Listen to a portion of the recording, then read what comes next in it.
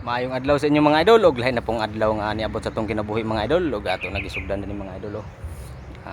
Hayag-hayag na mga idol, awa na. Og kaning mga kahoy ato ni pang tigumon kay ang atong panahon mura magdabalik sa December kay kada hapon man mag-ulan. Ato ni siyang pangsunlod, bugaon na to pangsunlod. Bahit sunta ni pangsunlod sa litson na wa may atong malitson kay wa pa man ta kadakop sa kasanon. O kana mga idol, ato na siyang halingan pohon og magsalingsing ang atong saging-saging diha nga ipanglampas kay para mamatay gid ang iyang saha. Kay kung dili na nato halingan, magturok ra man gyapon na siya. Kung dili ato pang ibuton, dili man gyapon kay na magsiga kay wa man gamay ra man kadana kana ra mang mga kawayan ang nagkuha no.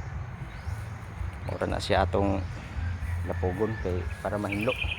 Kay hinlo na tanaw no, sada na tanawon. Og atong kapayas dari oh. Wala gyapon pilay gyapon ning kapayas. Magdako ni dito ni magpaingon hinuon sa balay na. Kay nagyapoy usahay nga kusog hangin diri. Og okay mga idol. Maghikay na pud ta ni sa atong pamahaw kay udto naman. Thank you for watching. God bless you all. Bonalra.